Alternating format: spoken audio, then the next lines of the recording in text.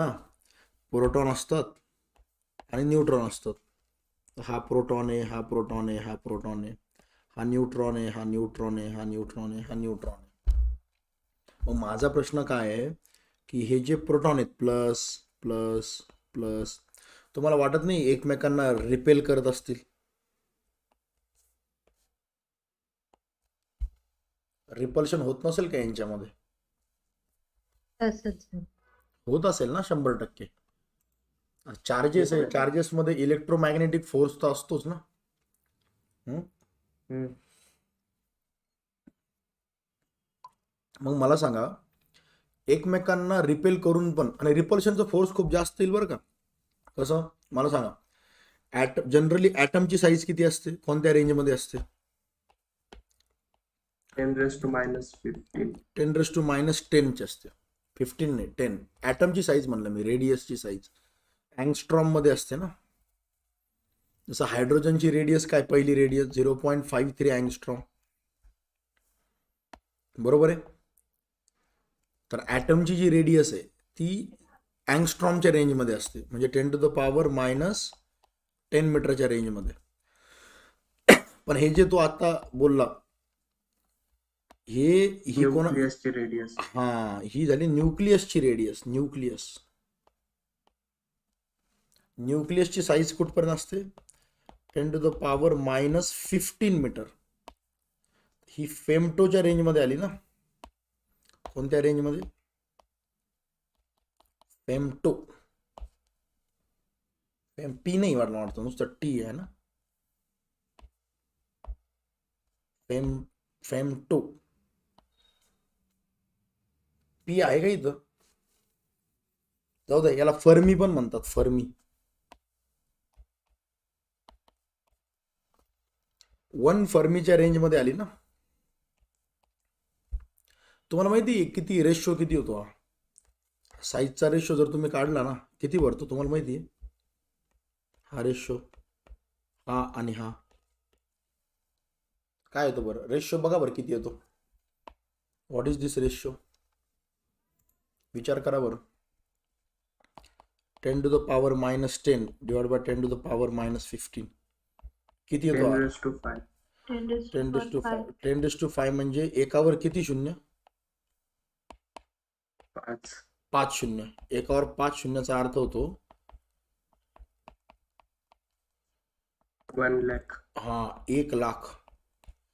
म्हणजे ॲटम आणि न्यूक्लियस यांच्या साईजमध्ये फरक किती आहे?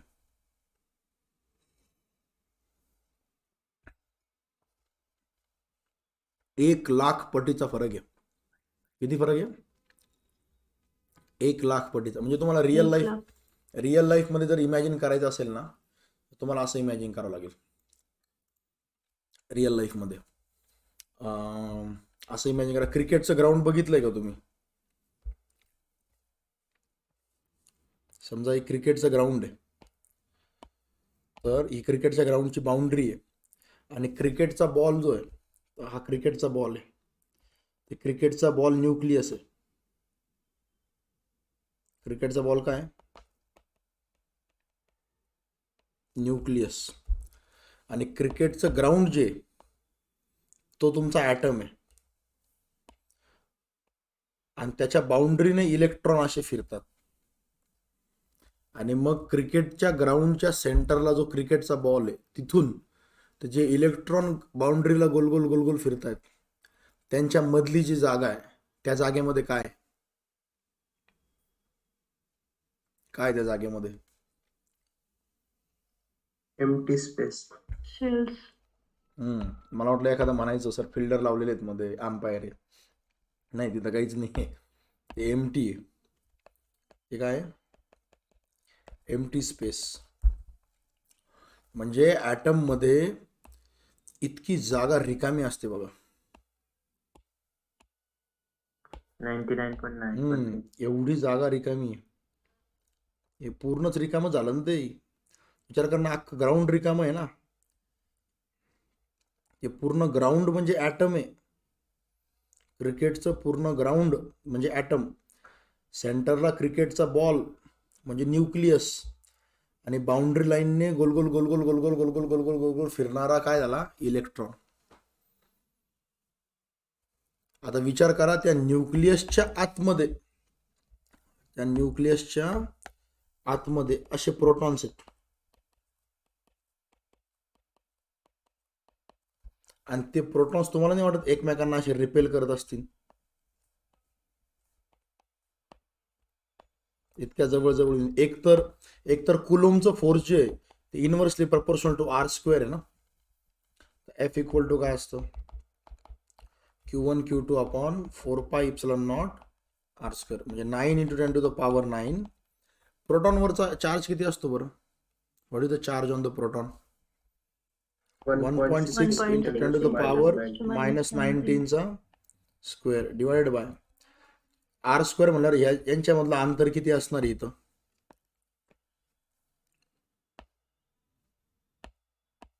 यांच्यामध्ये तसं पण जास्तीत जास्त अंतर किती आहे 10 to the power -15 ना. त्याच्यावर जाईन का अंतर 10 to the power -15.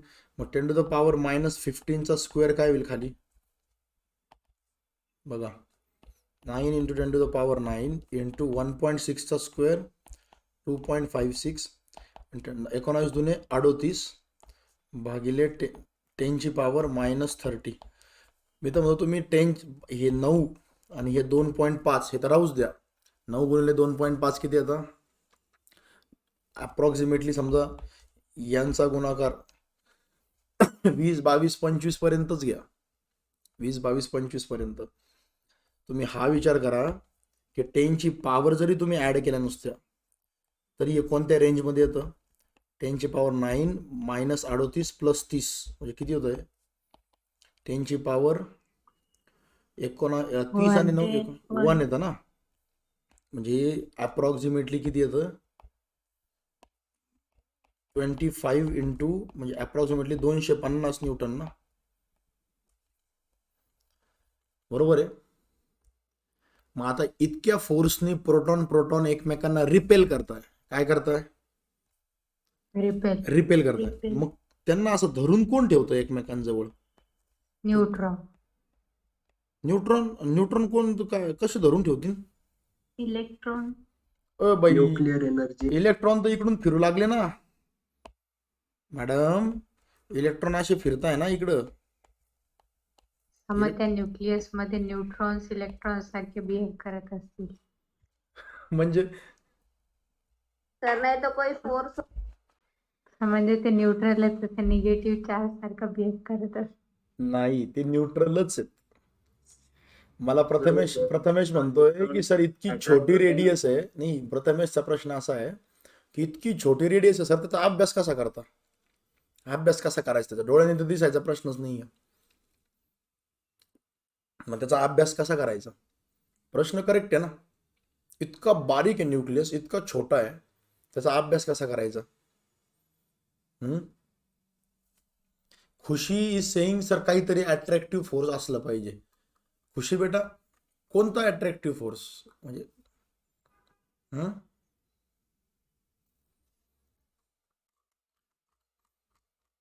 Can you guess. तुम्हाला आठवतं न्यूटन ग्रॅव्हिटेशनल फोर्स असेल. Gravitational force. न्यूक्लिअर. पण बेटा तुला असं नाही वाटत की ग्रॅव्हिटेशनल फोर्स खूप वीक फोर्स आहे. बघ ना ग्रॅव्हिटेशनल फोर्स काय असतं F equal to G m1 m2 upon G ची व्हॅल्यू किती आहे 6.67 10 to the power -12 का 11 आहे -11 आहे ना 11. ये व्हॅल्यू बी विसरतो कधी कधी मी या युनिट्स मध्ये. पण 10 to the power मायनस म्हणल्यानंतर खूप छोटं झालं ना G. तर gravitational force is a very weak force. I don't think gravitational force इनको एक दूसरे के साथ जकड़ के रखेगा. तो इनको एक दूसरे के साथ जकड़ के कौन रखेगा. तो इनको एक दूसरे के साथ न्यूक्लियर फोर्स. तो वहां पे 2 टाइप के न्यूक्लियर फोर्स होते हैं जो उनको एक दूसरे के साथ पकड़ के रखते हैं. और तुमने जैसे बोला ना कि सर न्यूट्रॉन का भी उसमें कुछ ना कुछ कंट्रीब्यूशन होगा. तो न्यूट्रॉन का कंट्रीब्यूशन है उसमें. कैसे मैं बताता हूँ पहले. सर हाँ बेटा ते फोर्सेस कशाने डेव्हलप होतात? नाही नाही नाही, ते फोर्सेस असतात मुळात त्या प्रोटॉन्स आणि न्यूट्रॉन मध्ये. आणि त्या फोर्सेसला नाव दिलेलं आहे आपण न्यूक्लिअर फोर्सेस. आणि ते दोन टाईपचे असतात. एकाला म्हणतात स्ट्रॉंग न्यूक्लिअर फोर्स आणि एकाला म्हणतात weak nuclear force. Strong nuclear force and weak nuclear force. हे जे स्ट्रॉंग न्यूक्लिअर फोर्स आहे ना, हे खूप स्ट्रॉंग असतं आणि सगळ्यात स्ट्रॉंग फोर्स आहे.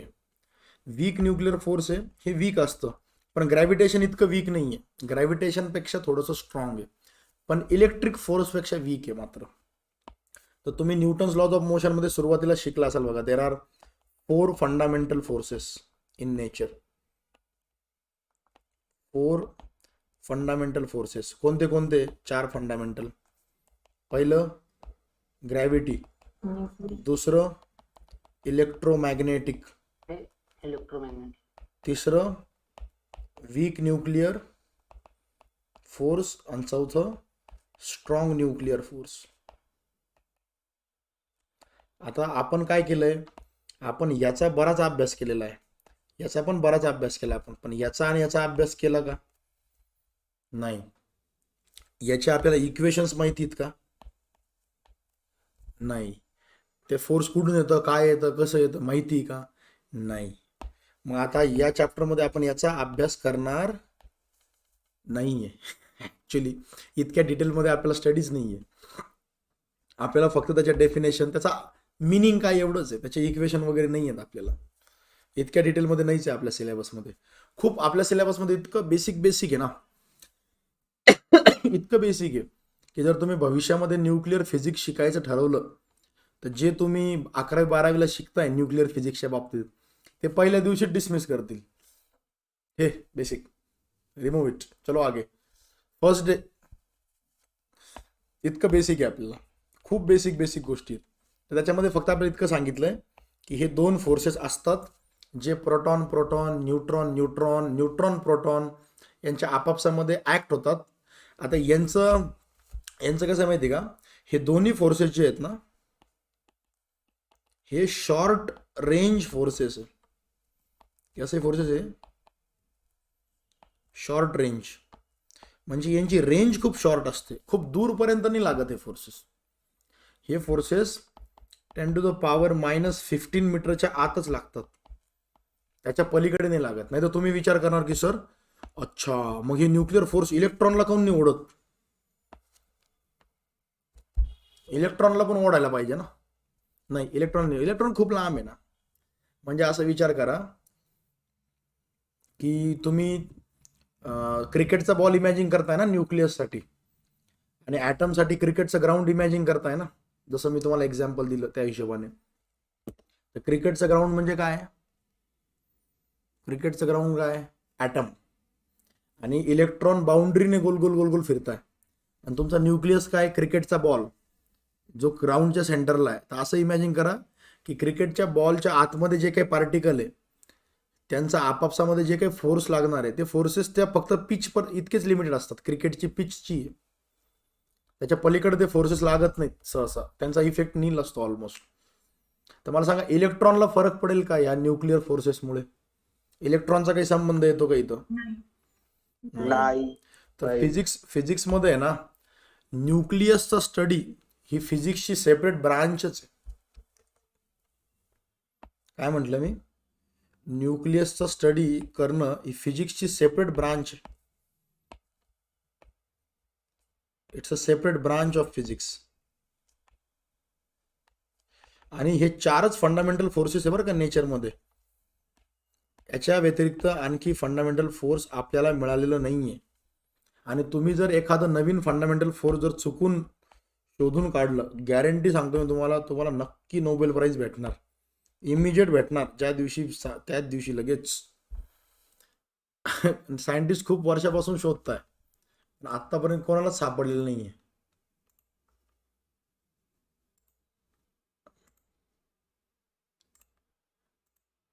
एक मिनिट.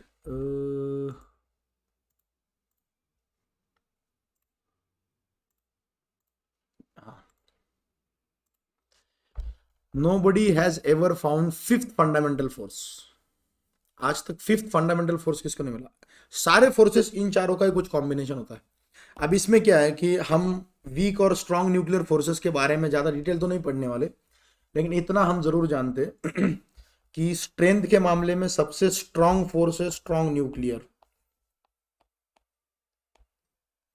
फिर उसके बाद आता है इलेक्ट्रोमैग्नेटिक फोर्स, और उसके बाद आता है वीक न्यूक्लियर, और फिर उसके बाद आता है ग्रेविटी। सबसे वीक फोर्स ग्रेविटी है, लेकिन ग्रेविटी भी उतना ही इंपॉर्टेंट है ना। बिना ग्रेविटी के ना अर्थ होती, ना सन, ना कुछ भी नहीं होता।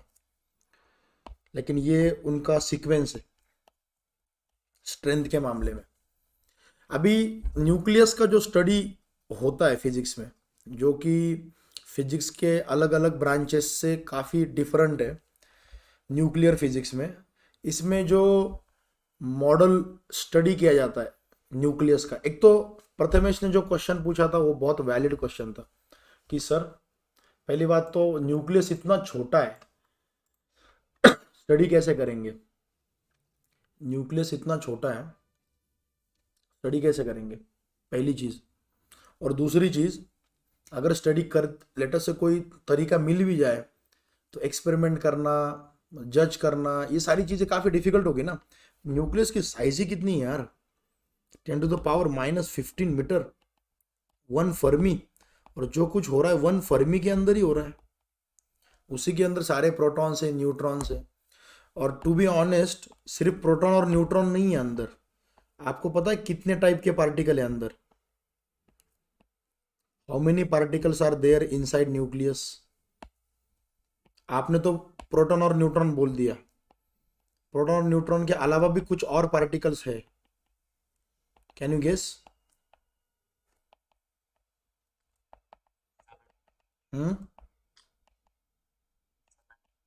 कितने?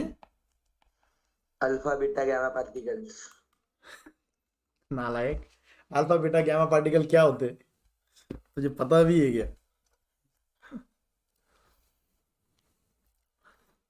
तुमको क्या लगता है? एक चलो गेस करो, प्रोटॉन न्यूट्रॉन के अलावा और कितने पार्टिकल होंगे? 2, 3, 4, कितने होंगे? Sir Avogadro's number. Positron. Avogadro's number केवढा मोठा आहे माहिती बाई तुला? आता एवढं छोटं कसं होईल मग अवोगॅड्रो नंबर इतके असले आतमध्ये तर? हा, सर पॉझिट्रॉन्स असतील. ठीक आहे, पॉझिट्रॉन, अजून काय काय नावं द्यायची तुम्हाला, तुम्ही नावं घ्या, पण संख्या किती असेल तुम्हाला काय वाटतं? कोण म्हणलं ते अवोगॅड्रो नंबर? अवोगॅड्रो नंबर किती मोठा आहे? 10⁻23 इतके मध्ये, इतके पार्टिकल आहे मध्ये 10⁻23. तुम्ही काही गेस करता राहा, काही गेस करायला सांगितलं होतं. टमाट्यांना 36. 36 नंबर कुठून भेटला तुला? 36 पार्टिकल आहेत? खरं सांग, नंबर कुठून भेटला तुला? सब ॲटॉमिक पार्टिकल्स. हा नंबर कुठून आला?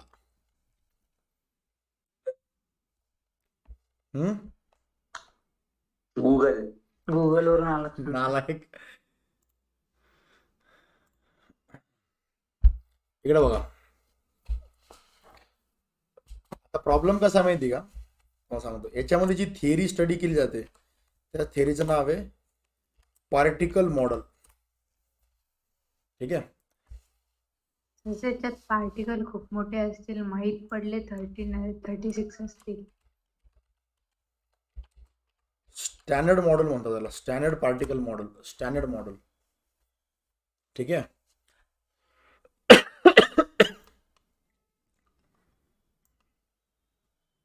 हे बघा, स्टँडर्ड पार्टिकल मॉडेल.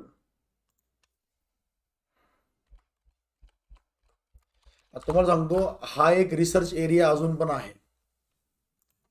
ठीक आहे, this is still a research area. How many particles are there in the standard particle model? आता प्रॉब्लेम काय आहे, याच्यामध्ये ना नवीन नवीन नवीन नवीन पार्टिकल सायंटिस्ट शोधत राहतात, नवीन नवीन. तुम्ही एक 5-10 वर्षापूर्वी एका पार्टिकल बद्दल ऐकलं असेल बघा, हिग्स बोसॉन, गॉड पार्टिकल मध्ये बऱ्याच वेळा न्यूज मध्ये आलं होतं बघा. हा सर, ते आठवतं? देऊळ बंद पिक्चर मध्ये पण होतं. कोणता पिक्चर? देऊळ बंद. अच्छा, त्याच्यामध्ये होय. अच्छा, तो मूवी अरे तो लय दिवसापूर्वी बघितला नाही. आता हे 36 नंबर कुठून आला? 36 नंबर नाहीये. स्टँडर्ड पार्टिकल मॉडेल मध्ये 36 नाहीयेत, 17 मेन पार्टिकल्स आहेत. There are 17 main particles. आणि ते जे न्यूक्लियसचं मॉडेल आहे त्याला म्हणतात स्टँडर्ड पार्टिकल मॉडेल. काय म्हणायचं त्याला? Standard particle model. बरं, आता आपल्या सिलेबसमध्ये आहे का स्टँडर्ड पार्टिकल मॉडेल? नाही. आता सुदैवाने म्हणा किंवा दुर्दैवाने म्हणा, हे आपल्या सिलेबसमध्ये नाही आहे, जे की मला वाटतं थोडं थोडं असायला पाहिजे होतं. मजा आली असती याचा अभ्यास करायला. पण ही पण गोष्ट खरी आहे की याचं इमिजिएट तुम्हाला काही अंडर ग्रॅज्युएट स्टडीजला डायरेक्ट ॲप्लिकेशन्स नाही आहे. त्याच्यामुळे कदाचित हे सिलेबसमध्ये त्यांनी ठेवलं नाही, कारण इमिजिएट ॲप्लिकेशन्स नाही आहेत ना याचे काही. ठीक आहे. आता याच्यापैकी सगळ्यात जुने पार्टिकल जे आहेत ते तर प्रोटॉन आणि न्यूट्रॉन आहेत, बरोबर ना? जे सगळ्यात पहिले सापडले होते प्रोटॉन आणि न्यूट्रॉन. तुम्हाला हे पण आठवत असेल की प्रोटॉन आणि न्यूट्रॉन मध्ये न्यूट्रॉन कोणी शोधून काढले होते? नाव काय त्या सायंटिस्टचं? चॅडविक. सँडविच नाही, चॅडविक. टमाट्याचं आणि प्रोटॉन गोल्डस्टीन. त्याचं नाव. आणि प्रोटॉन गोल्डस्टीन. गोल्डस्टेन. टमाट्याचं नावच हे करून टाकलं तू, गोल्डस्टेन.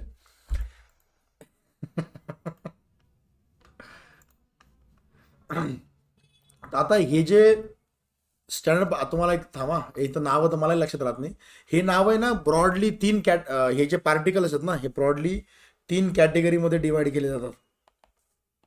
3 category separate. कोणते कोणते बघा यांचे नाव मला एकदा बघू द्या, कारण याचा स्टडी मी पण केलेला नाही. हा, ऍक्च्युली पहिले यांनी काय केलंय, standard model includes members of several classes of elementary particles which can be distinguished by other characteristics such as color charge. अब कलर कहाँ से आ गया इसमें?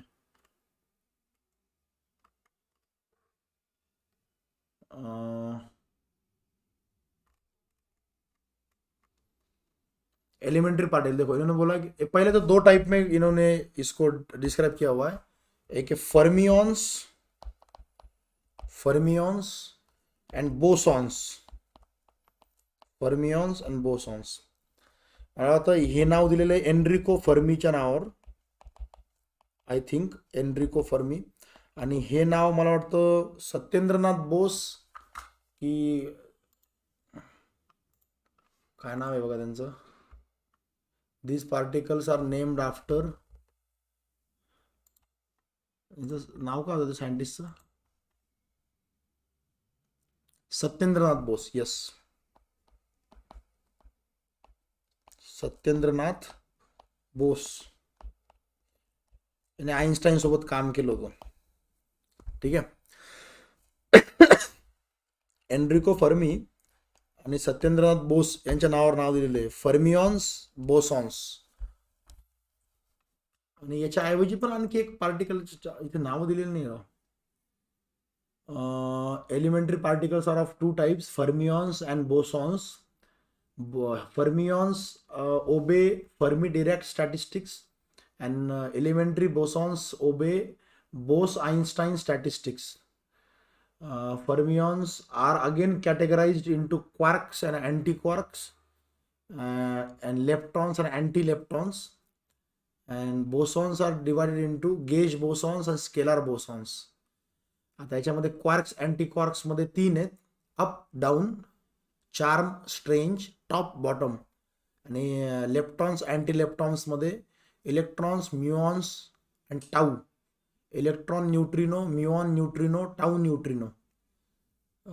बोसॉन्स मध्ये पहिले photon, W and Z bosons and gluons, आणि युनिक पार्टिकल आहेत Higgs boson. आता तुम्हाला काहीच कळलं नसेल, यांचे सिम्बॉल पण इतके विचार दिलेले आहे ना, असे सिम्बॉल दिलेले आहे बघा.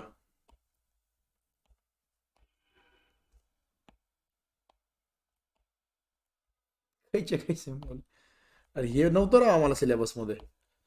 आम्हाला क्वांटम फिजिक्स होतं. कसले सिम्बॉल आहे बघा हे. त्याच्यामध्ये ॲरो असे दिले, काही ॲरो असे दिले.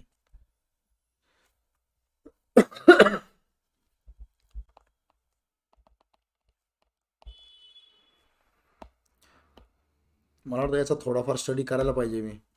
ही एक फिजिक्सची एक ब्रांच आहे, याच्याबद्दल माझं नॉलेज लई लिमिटेड आहे. लिमिटेडनी काय, काहीच नॉलेज नाही, काहीच माहीत नाही मला. स्टँडर्ड पार्टिकल मॉडेलबद्दल मला काहीच माहीत नाही.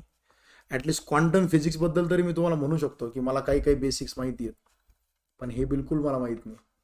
याचा कधी अभ्यासच केलेला नाही. पण तुम्हाला एक काम करतो मी, आपलं लेक्चर झालं ना, आता लेक्चर संपल्या मी तुम्हाला एक ना छानसा एक यूट्यूब व्हिडिओ आहे तो पाठवतो, की आत्ता बघू आपण, थांबा. त्याच्यामध्ये ना खूप मस्त एक्सप्लेन केलेलं आहे. एक सेकंड, नाव काय बघा त्याचं,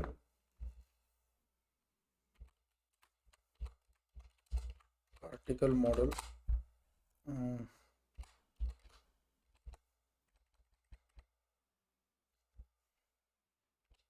एक second. What is the world made of.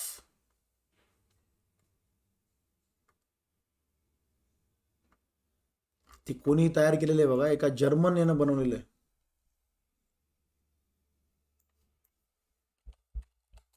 खूप वर्षांपूर्वी बघितलं होतं,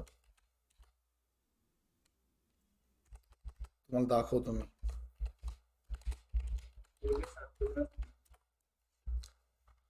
नाही, त्यानं इंग्लिशमध्ये सांगितलेलं आहे, पण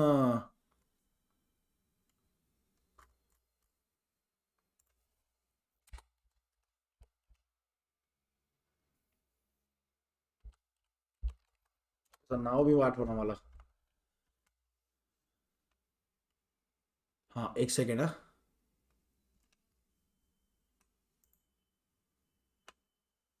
सापडलं. मी तो व्हिडिओ डाउनलोड करून ठेवला होता, पण मी आता कम्प्युटर चेंज केला ना, त्याच्यामुळे याच्यात नाही येतो व्हिडिओ. तो खूप मस्त व्हिडिओ आहे, तो मी पुन्हा डाउनलोड करून ठेवतो.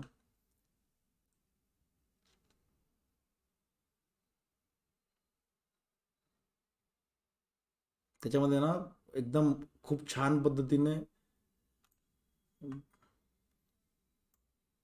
एक्सप्लेन केलेलं आहे.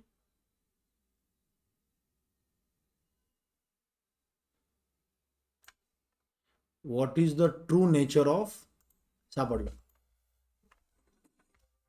What is the true? What is the true nature of reality.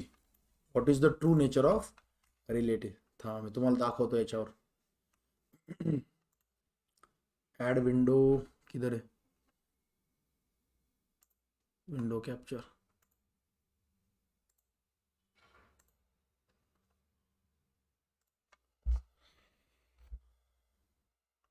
आपण सगळेजण बघू. मी पण खूप दिवस झाले बघितलेलं नाही. हा, चैनल का नाम बोला सर, हा बेटा, सर मैंने कॉम्बिनेशन आपको बोला था सर, दुर्गे साथ करके चैनल का नाम.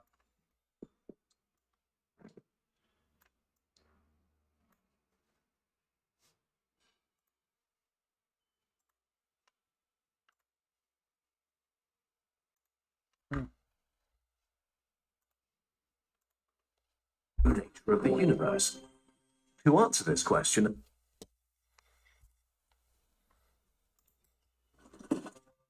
what is the true nature of the universe? To answer this question, humans come up with stories to describe the world. We test our stories and learn what to keep and what to throw away. But the more we learn, the more complicated and weird our stories become. Some of them so much so that it's really hard to know what they're actually about. like string theory, a famous, controversial, and often misunderstood story about the nature of everything. Why did we come up with it, and is it correct, or just an idea we should chuck out?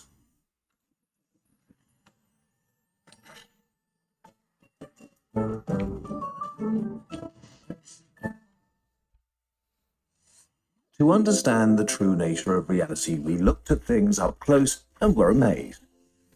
Wondrous landscapes in the dust, zoos of bizarre creatures, complex protein robots, all of them made from structures of molecules made up of countless, even smaller things, atoms. We thought they were the final layer of reality until we smashed them together really hard and discovered things that can't be divided anymore. Elementary particles. But now we had a problem. They're so small that we could no longer look at them. Think about it. What is seeing? To see something, we need light, an electromagnetic wave. This wave hits the surface of the thing and gets reflected back from it into your eye. The wave carries information from the object that your brain uses to create an image. So you can't see something without somehow interacting with it. Seeing is touching, an active process, not a passive one. This is not a problem with most things. But particles are very, very, very small. So small that the electromagnetic waves we use to see are too big to touch them. Visible light just passes over them.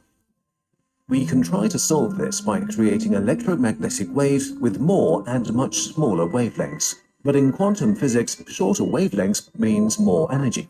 So when we touch a particle with a wave that has a lot of energy, it gets a kick.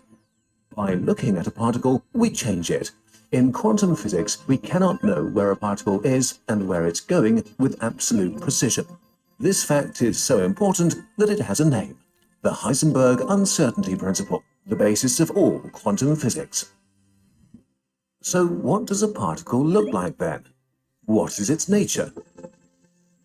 We don't know. If we look really hard, we can see a blurry sphere of influence, but not the particles themselves. We just know they exist. But if that's the case, how can we do any science with them?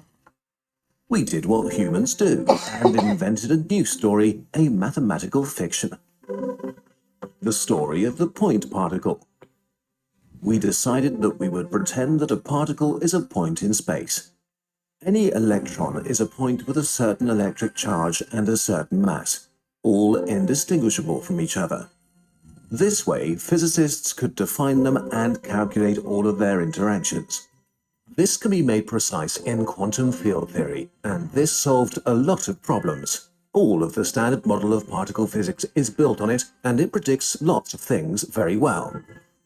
Some quantum properties of the electron, for example, have been tested and are accurate up to 0.000000000002%. So while particles are not really points, by treating them as if they were, we get a pretty good picture of the universe. Not only did this idea advance science, it also led to a lot of real-world technology we use every day. But there's a huge problem: gravity. In quantum mechanics, all physical forces are carried by certain particles. But according to Einstein's general relativity, gravity is not a force like the others in the universe. If the universe is a play, particles are the actors, but gravity is the stage. To put it simply, gravity is a theory of geometry, the geometry of space-time itself, of distances which we need to describe with absolute precision. But since there is no way to precisely measure things in the quantum world, our story of gravity doesn't work with our story of quantum physics. When physicists tried to add gravity to the story by inventing a new particle, their mathematics broke down. And this is a big problem. If we could marry gravity to quantum physics and the standard model, we would have the theory of everything. So very smart people came up with a new story. They asked, what is more complex than a point? A line or a string? String theory was born.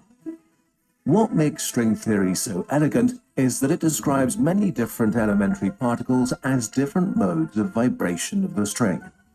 Just like a violin string vibrating differently can give you a lot of different notes, a string can give you different particles. Most importantly, this includes gravity. String theory promised to unify all fundamental forces of the universe. This caused enormous excitement and hype. String theory quickly graduated to a possible theory of everything. Unfortunately, string theory comes with a lot of strings attached. Much of the maths involving a consistent string theory does not work in our universe with its 3 spatial and 1 temporal dimensions. String theory requires 10 dimensions to work out. So string theorists did calculations in model universes, and then try to get rid of the 6 additional dimensions and describe our own universe.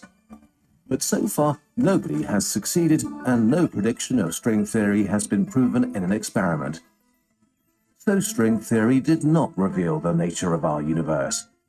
One could argue that in this case, string theory really isn't useful at all. Science is all about experiments and predictions. If we can't do those, why should we bother with strings? It really is all about how we use it. Physics is based on maths. 2 plus 2 makes 4. This is true no matter how you feel about it.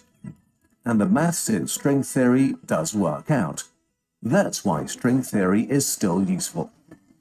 Imagine that you want to build a cruise ship, but you only have blueprints for a small rowing boat. There are plenty of differences: the engine, the materials, the scale. But both things are fundamentally the same: things that float. So by studying the rowing boat blueprints, you might still learn something about how to build a cruise ship eventually. With string theory, we can try to answer some questions about quantum gravity that have been puzzling physicists for decades, such as how black holes work or the information paradox. String theory may point us in the right direction. When used in this spirit, string theory becomes a precious tool for theoretical physicists and help them discover new aspects of the quantum world and some beautiful mathematics. So maybe the story of string theory is not the theory of everything. But just like the story of the point particle, it may be an extremely useful story. We don't yet know what the true nature of reality is, but we'll keep coming up with stories to try and find out until one day, hopefully, we do know. This video was supported by the Swiss National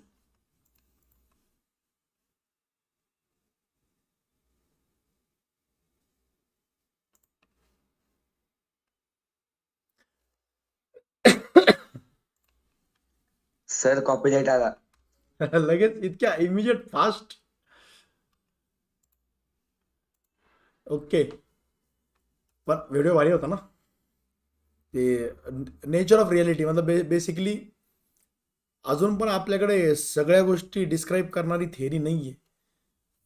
हे आतले particles कसे behave करतात वगैरे, आणि त्यांचं आणि ग्रॅव्हिटीचं बऱ्याचशा ठिकाणी बऱ्याचशा गोष्टी मेळ खात नाही. सर लेक्चर मध्ये कोणतरी नरेंद्र मोदी घुसलं होतं. सर हे तर जास्त इंटरेस्टिंग आहे सिलेबस पेक्षा बेटा. त्याचं मॅथमॅटिक्स आलं नाही ना त्याच्यामध्ये. त्याच्यामध्ये मॅथमॅटिक्स आलं असतं ना, मग ते पण लय इंटरेस्टिंग, अजून इंटरेस्टिंग झालं असतं.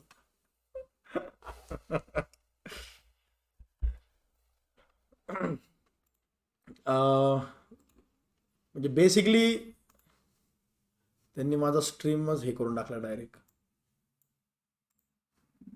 एंड करून टाकतो मी.